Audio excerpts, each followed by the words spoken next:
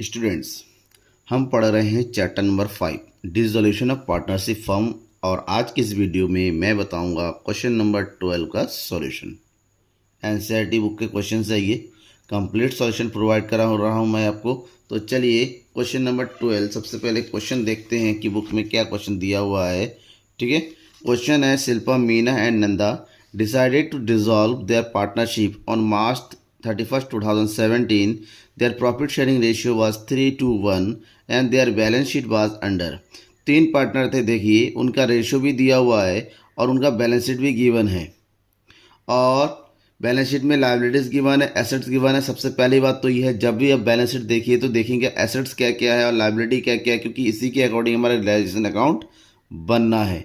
Right, question को अच्छे से पढ़ना है और वीडियो को भी लास्ट तक अच्छे से देखना है आपको। वीडियो को बीच में लेफ्ट नहीं करना है, स्किप बिल्कुल मत कीजिएगा। और आगे क्या कह रहा है, एसेट्स और लायबिलिटी देने के बाद मेन है किसकी एडिशनल इन्फॉर्मेशन में क्या दिया हुआ है।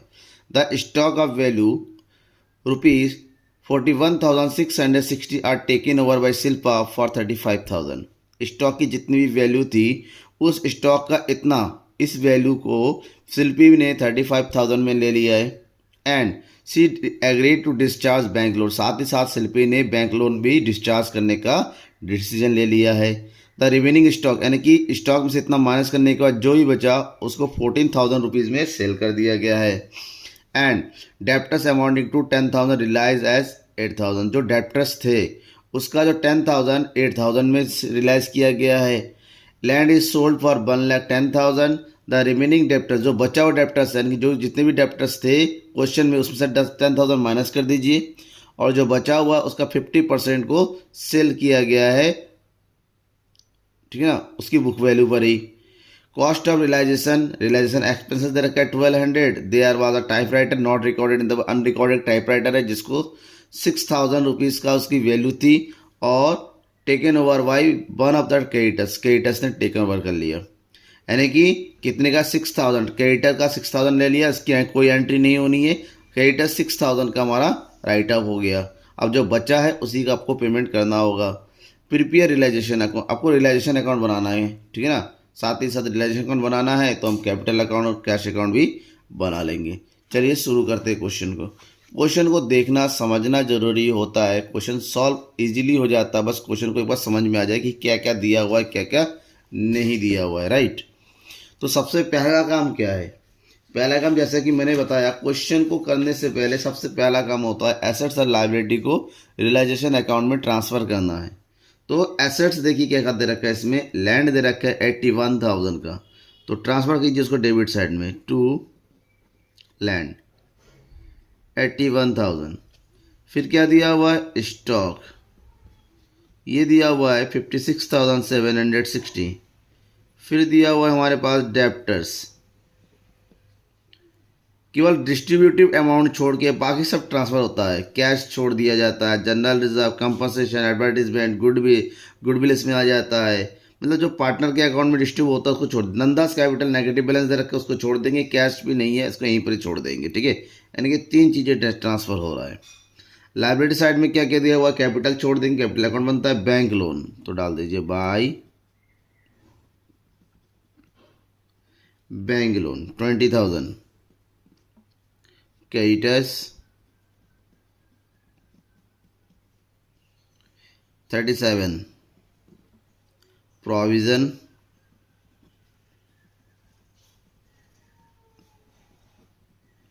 4 डाउटफुल डेप्ट्स कितना दे रखा है 1,200। और जनरल रिजर्व तो पार्टनर में बांट देते, उसकी एंट्री अपन नहीं करते। अब करेंगे रियलाइजेशन, क्या क्या रियलाइज किया गया है। क्वेश्चन को देखिए अपने बुक में, देखिए पहले रखा है स्टॉक। स्टॉक कितनी की वैल्यू है, स्टॉक है हमारे पास 56,760, जिसमें से 41,660 को शिल्पा ने टेक ओवर किया है 35,000 ने। अगर किसी पार्टनर ने एसेट्स को टेक ओवर किया है उसके पार्टनर्स के कैपिटल अकाउंट में डाल देंगे, that is Shilpa's capital account. ठीक है, इसने क्या किया है, स्टॉक ऑफ 41,660 रुपीज़ का, कितने में, जितने में टेक ओवर किया है उतना डालेंगे 35,000। साथ ही साथ शिल्पा ने क्या किया है, बैंक लोन को डिस्चार्ज करने का फैसला किया, तो बैंक लोन भी डालेंगे शिल्पा के कैपिटल अकाउंट में। Shilpa's capital account, bank loan कितना है, अमाउंट नहीं दे रखा इसका, तो 20,000 पूरा का पूरा डिस्चार्ज होगा शिल्पा के थ्रू। ब्रैकेट में डाल दीजिए क्या है ये। अब ब्रैकेट में अमाउंट डालना जरूरी क्यों था, ताकि पता चल जाए क्या चीज़ जा रहा है। ठीक है, ये हो गया। बचा हुआ जो स्टॉक है, यानी कि जो स्टॉक शिल्पा ने दिया हुआ है 56,760 में से, अब जो बचा हुआ है उसको क्या किया गया है, सोल्ड किया गया है, बेच दिया गया है, यानी कि बाय कैश अकाउंट। जो बचा हुआ स्टॉक है, ठीक है ना, रिमेनिंग स्टॉक, वो कितने में सेल किया गया है, 14,000 में। राइट, ये हो गया। Debtors amounting to 10,000 realise as 10,000, debtors भी रिलाइज किया गया बाय कैश अकाउंट। डेप्टर्स कितने का डेप्टर्स है, 10,000 का डेप्टर्स है, उसको 8,000 में रिलाइज किया गया, तो 8,000 डाल देंगे। डेप्टर्स बेसिकली 80,600 था, जिसमें से 10,000 का रिलाइजेशन हो गया है, 8,000 भी बचा हुआ है। द रिमेनिंग डेप्टर्स, जो बचा हुआ डेप्टर्स है उसको 50%, उसका 50%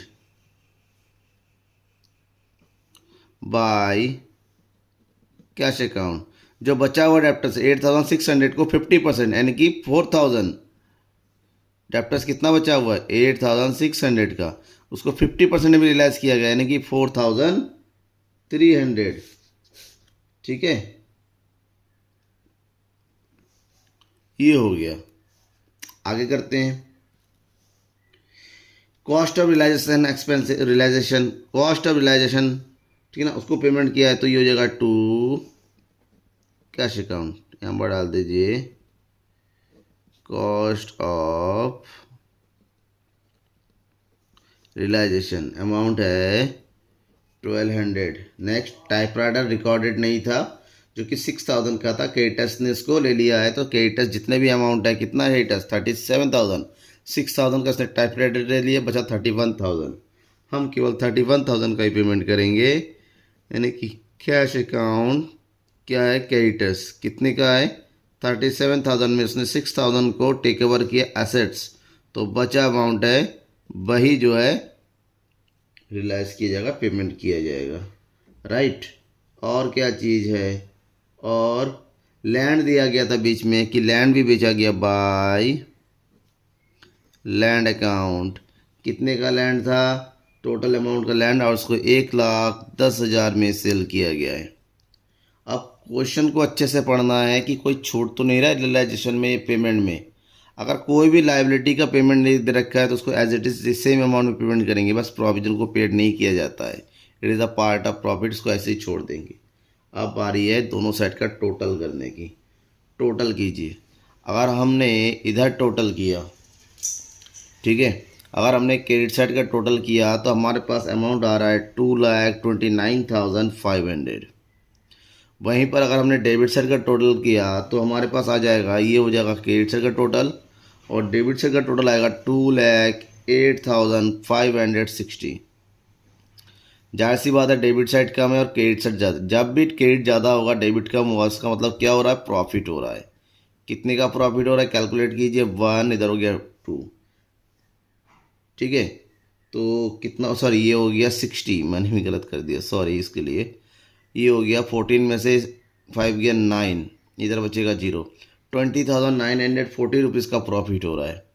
प्रॉफिट को करना क्या है, डेबिट साइड में पार्टनर्स कैपिटल अकाउंट में ट्रांसफ़र कर देना। तो यहाँ लिखेंगे टू प्रॉफिट ट्रांसफर टू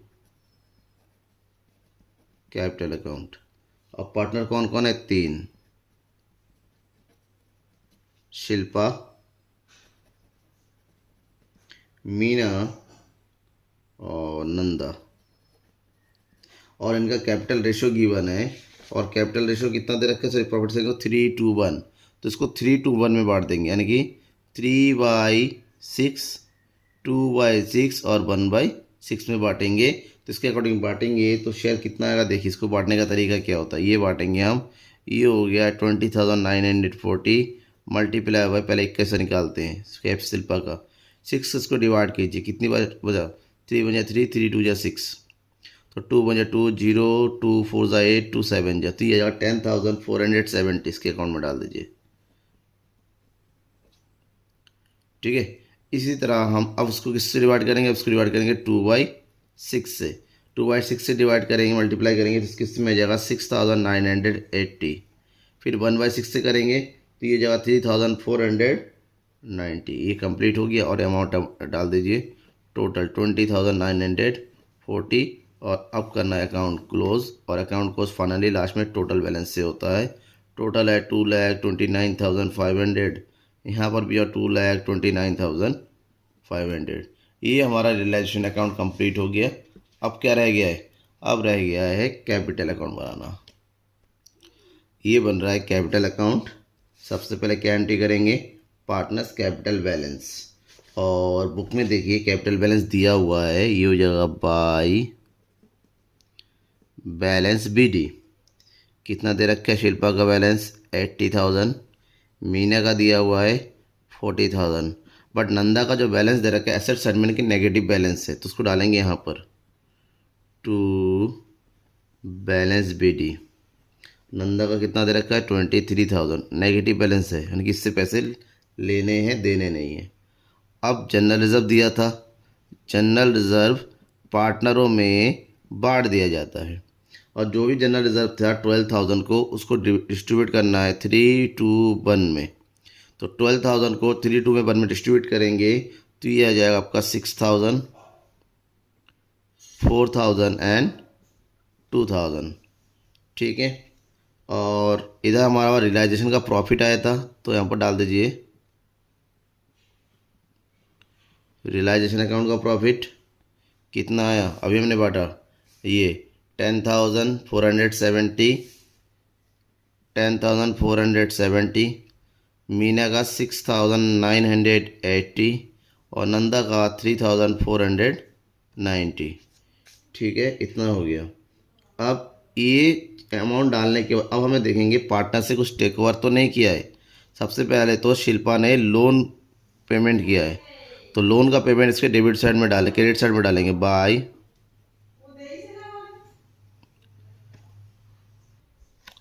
तो यहाँ पर रियलाइजेशन अकाउंट का जो भी इसने क्या टेक ओवर किया था, इसने लिया था बैंक लोन। ठीक है, बैंक लोन कितने में टेक ओवर किया इसने 20,000, तो इस पार्टनर में डैश डैश कर देंगे। साथ ही शिल्पा ने जो है स्टॉक भी टेक ओवर किया था, स्टॉक है एसेट्स है वो डाल देंगे डेबिट साइड में।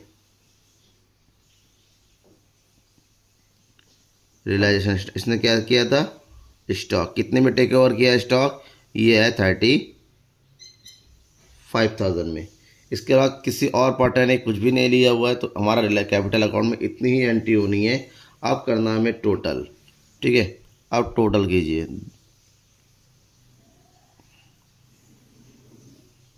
अब हम टोटल कर रहे हैं तो देखिए इधर शिल्पा का टोटल करते हैं।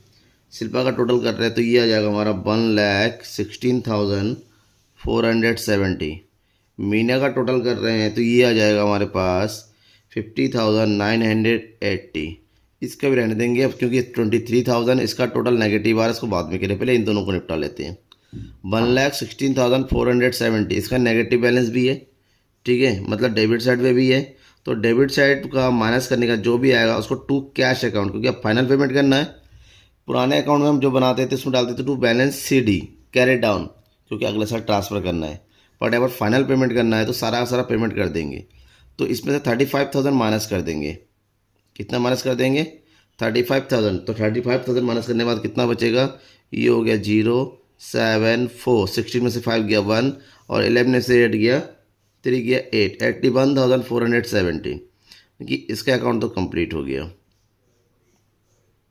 अब है मीना का 50,000, इधर कुछ भी नहीं है तो पूरा का पूरा बैलेंस आ जाएगा यहाँ पर 980, 50,980। अब क्या बचा है नंदा। नंदा का बैलेंस ज़्यादा हो रहा है डेबिट साइड में, इसका तो नंदा को पैसे देने नहीं है, मंदा से पैसे लेने, इसका मतलब कैश अकाउंट हम क्रेडिट साइड में डाल देंगे। 23,000 में से इधर माइनस कर दिया 5,490, तो बचा कितना 17,510, ये लेके आएगा। ठीक है ना, लेके आएगी, सॉरी 23,000 इसका हो गया। ठीक है, अब ये इसको करने के बाद हमें क्या बनाना रह गया, अब रह गया कैश अकाउंट। कैश अकाउंट सबसे पहले जो कैश अकाउंट का बैलेंस दिया हुआ है बैलेंस शीट में उसकी एंट्री कर दीजिए।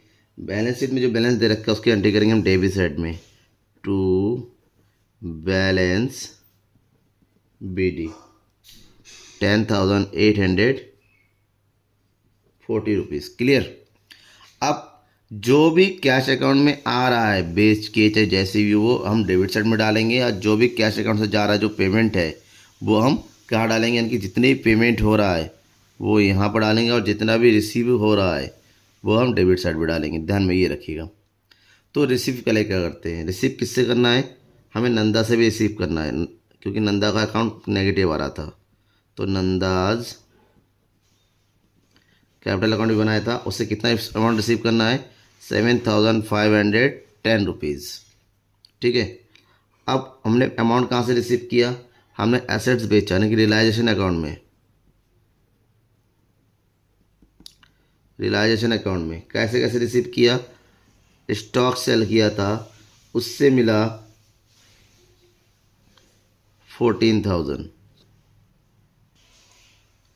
14,000 राइट। उसके बाद लैंड सेल किया 1,10,000 में। क्लियर। और लैंड के बाद डेप्टर्स से मिले टोटल 12,300, दोनों को ऐड कर दिया हमने। ठीक है, 8,000 और 4,300 को। अब टोटल कितना आ रहा है यहाँ पर, ये आ रहा है टोटल 0,03631, 1,36,300 रियलाइजेशन अमाउंट है। क्लियर। अब हमें क्या करना है, पेमेंट करना है। पेमेंट साइड में आइए।